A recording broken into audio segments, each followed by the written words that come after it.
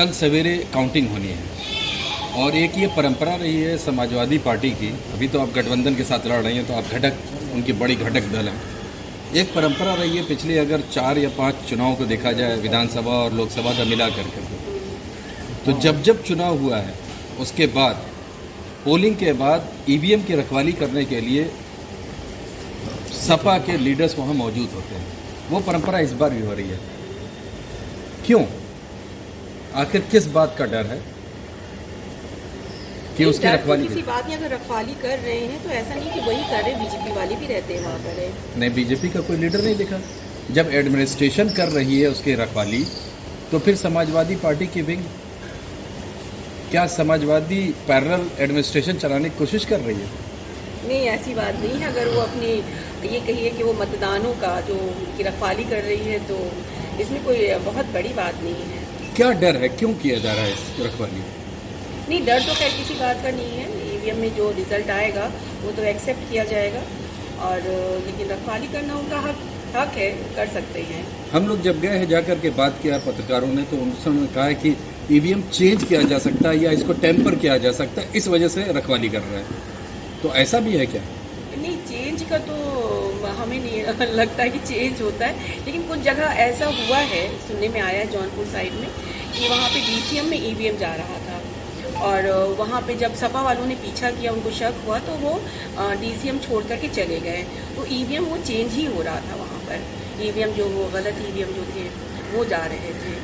तो ईवीएम ऐसे डीसीएम में तो जाता नहीं है। अगर हम गोरखपुर की बात करते हैं तो गोरखपुर में तो स्ट्रांग रूम के अंदर रखा हुआ है और बाकायदे पैरामिलिट्री फोर्स लगी हुई है उसकी रखवाली के लिए। नहीं, तो वो तो डीएम वो करते हैं, डीएम की अंडरटेकिंग होती है सारी चीज़ें, तो उसमें तो कोई इशू नहीं मुझे लगता है। एक तरफ कहा जाता है कि हमको जनता ने मैंडेट दिया है, हम जीत रहे हैं, और उसके बाद फिर उसकी रखवाली, ये समझ में नहीं आई। कॉन्फिडेंट तो बहुत अच्छा है। अगर हम जीत रहे तो हम तो कह ही रहे कि हम जीत रहे हैं। सिक्किम का रिजल्ट आया है जहां पर एसकेडी, सिक्किम डेमोक्रेटिक फ्रंट ने 32 में से 31 सीट जीती है। बीजेपी का वहां पर खाता तक नहीं खुला है, राइट, जबकि बीजेपी वहां पर लड़ रही थी। लेकिन अभी तक बीजेपी ने ईवीएम पे ठीकरा नहीं फोड़ा। कल शाम को अगर सिनेरियो चेंज होता है और खुदा न खास्ता इंडिया गठबंधन अगर सत्ता में नहीं आती है, तो क्या कल शाम को प्रेस कॉन्फ्रेंस, एक जॉइंट प्रेस कॉन्फ्रेंस होगा जिसमें इंडिया गठबंधन के राहुल गांधी या मल्लिकार्जुन खड़गे और अखिलेश जी बैठेंगे और ईवीएम के ऊपर ठीकरा फोड़ा जाएगा? नहीं, वो पहले भी नहीं फोड़े थे ठीकरा, जब हारे थे विधानसभा और पहले भी जो चुनाव हारे थे, तो उन्होंने कभी ईवीएम का जिक्र नहीं किया था इस तरह का कि ईवीएम की गलती है या ईवीएम में ऐसा कुछ हुआ था। उन्होंने कभी ईवीएम पे ठीकरा नहीं फोड़ा था। एक तारीख मायावती ने कहा था, मायावती ने बोला भी था। 1 तारीख को लास्ट फेज की पोलिंग हुई है। 2 तारीख को अखिलेश जी ने अपने कार्यकर्ताओं को संबोधित करते हुए उन्होंने कहा है कि हमारी तैयारी कुछ कम थी, कुछ गलतियां हमसे हुई हैं। ये स्टेटमेंट किस तरफ इंगित करता है? अब उन्होंने अपने पार्टी के लोगों से कहा है, हमें तो नहीं ऐसा कुछ, हमारे शीर्ष नेता वालों ने तो कभी कुछ ऐसा बोला नहीं हम लोगों के लिए कि हमारी तैयारी कम है, लेकिन उन्होंने अपने लोगों को कहा है, तो अब वो लोग समझे कि वो क्या मतलब कि तैयारी कहाँ से कम थी। आप घटक दल हैं और बड़ी दल है उसमें। हाँ, इसलिए हम आपसे पूछ रहे हैं कि अगर ये स्टेटमेंट आ रहा है तो इंडिया गठबंधन का स्टेटमेंट आ रहा है। नहीं, इंडिया गठबंधन का स्टेटमेंट तब आता है जब राहुल जी साथ में होते हैं उनके तब। तो अगर अखिलेश जी कोई स्टेटमेंट दे रहे हैं तो वो अलग है, और राहुल जी अगर दे रहे हैं तो अलग है। ज्वाइंट अगर कॉन्फ्रेंस हो रही है तभी इंडिया गठबंधन को माना जाए जी। तो हाँ, इसका मतलब यह है कि इस पूरे चुनाव के अंदर 2 कैंपेन हुआ है। एक कांग्रेस ने अलग कैंपेन की, और कैंपेन तो दोनों ने एक साथ ही किया है यूपी में। चंद जगह कह सकते हैं यूपी में तो दोनों ने चंद जगह नहीं किया है, काफी जगह किया उन्होंने। गोरखपुर में उन्होंने नहीं किया, गोरखपुर में नहीं किया, वाराणसी में नहीं किया, गोरखपुर में किया है साथ में। अखिलेश थे, प्रियंका थी, राहुल जी की बात आपने की। राहुल जी नहीं थे, राहुल जी में आए थे। हम उसी स्टेटमेंट की बात कर रहे हैं कि अगर इंडिया गठबंधन के लीडर एक स्टेटमेंट दे रहा है कि हमारी तैयारी में कमी थी, तो किस और इंगित कर रहा था? आप कह रहे हैं वो उनका पर्सनल मामला है। हाँ, उनके तो अपने इंडिया गठबंधन अपनी पार्टी की तरफ से देखा होगा, कुछ कमी तो उन्होंने बता दिया होगा, बोल दिया होगा कि तैयारी में कमी है, लेकिन हमारे शीर्ष नेता जो है, हमारे जो लीडर राहुल गांधी, उन्होंने कुछ ऐसा नहीं कहा। हम वही बात बोल रहे हैं। तो इसका मतलब कि ये जो पूरा एक्सरसाइज हुआ है 2.5 महीने का, उसमें कांग्रेस अपने पार्टी लाइन पे चल रही थी और सपा अपनी पार्टी लाइन पे चल रही थी। वहाँ पर कहीं पर कोई का समन्वय नहीं था।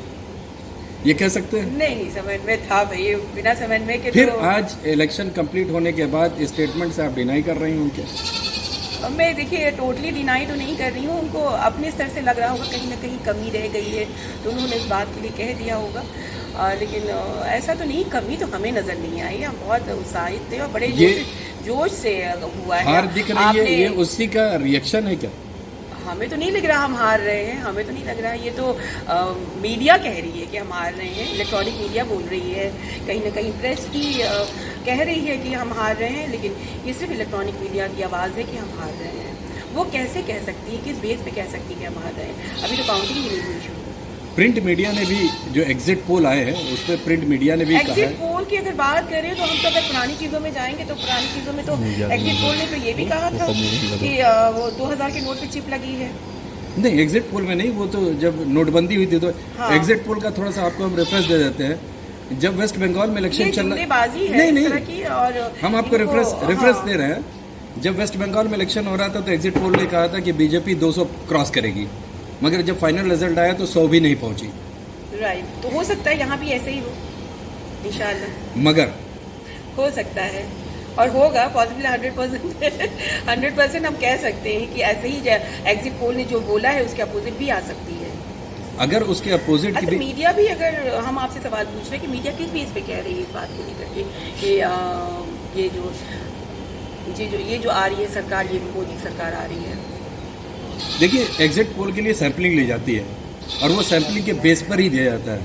वो सैंपलिंग गलत हो सकती है और सही भी हो सकती है। सैंपलिंग वहाँ वेस्ट बंगाल में भी हुई होगी ना, तो वो कैसा गलत साबित होगा? एग्जैक्टली इसी बात का एनालिसिस बहुत दिन से चल रहा है, क्योंकि एक ट्रेडिशन आ गया है कि मैं अंदर कुछ और वोट कर रहा हूँ, बाहर आकर के कुछ और वोट करता हूँ, तो वहाँ पे डिफरेंस आता है। तो इसीलिए पहले 1% का एरर था, अभी 5% के एरर की बात कर रहे हैं। अगर 5% भी एरर अगर है तो भी तो एनडीए जीत रही है। देखिए, अब कल जो इसकी रिजल्ट आएगा तो उसके बारे में फिर तब वहाँ पे डिस्कशन किया जाएगा कि हमारी कमी कहाँ रह गई थी। अगर वो हारते हैं तो वो बताएंगे, अगर हम हारते तो हम बताएंगे कि हमारी कमी कहाँ रह गई थी। फिर कल अगर आपकी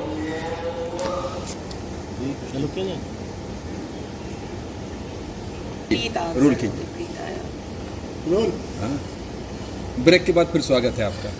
फिर से करो, हैं? बोलने की क्या जरूरत थी, आपको मुसीबत पर रोक दिया था। कहाँ पर है ना ब्रेक? ब्रेक ना बोले ना, अब बोलिएगा मत कुछ। ठीक। एग्जिट पोल को आप नकार रही हैं, आप कह रही हैं जो एग्जिट पोल है ये प्लांटेड है, और जैसा विपक्ष बोल भी रहा है कि ये एग्जिट पोल जो है बीजेपी की कार्यालय में बनाया गया है। हम आपकी बात 1 मिनट के लिए मान लेते हैं। 543 में इंडिया गठबंधन को कितनी सीटें आती हुई दिख रही हैं? अगर हमारी तरफ से कहेंगे तो हम पूरी सीट जीत रहे हैं, लेकिन फिर भी हम ज़्यादा ले जाएंगे।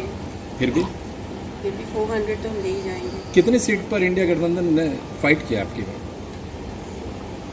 इंडिया गठबंधन में यूपी में तो 70 सीट्स हैं। 80 सीटें यूपी के अंदर। हाँ, फाइट कितनी सीट पर हुआ है? 70। लड़ी कितनी सीट पे है? अगर यूपी के बाद आपके हिसाब से चलते हैं 70, बिहार में 40 सीट है, कितनी सीटों पे लड़ी है? इस तरह से अगर अक्रॉस यूपी इंडिया की बात करें तो क्या 400 सीट पर इंडिया गठबंधन लड़ी है? अगर नहीं लड़ी है तो कहाँ से 400 सीटें आती हुई दिख रही हैं? और अगर लड़ी है, जब वो 400 पार कर सकती है तो मैं 400 सीट तो बिल्कुल बोल सकती हूँ। तो हम ये मान लें कि बीजेपी के साथ साथ एनडीए के साथ साथ इंडिया गठबंधन भी हवाई और जुमलों का इस्तेमाल कर रहा है चुनावी स्टंट के लिए।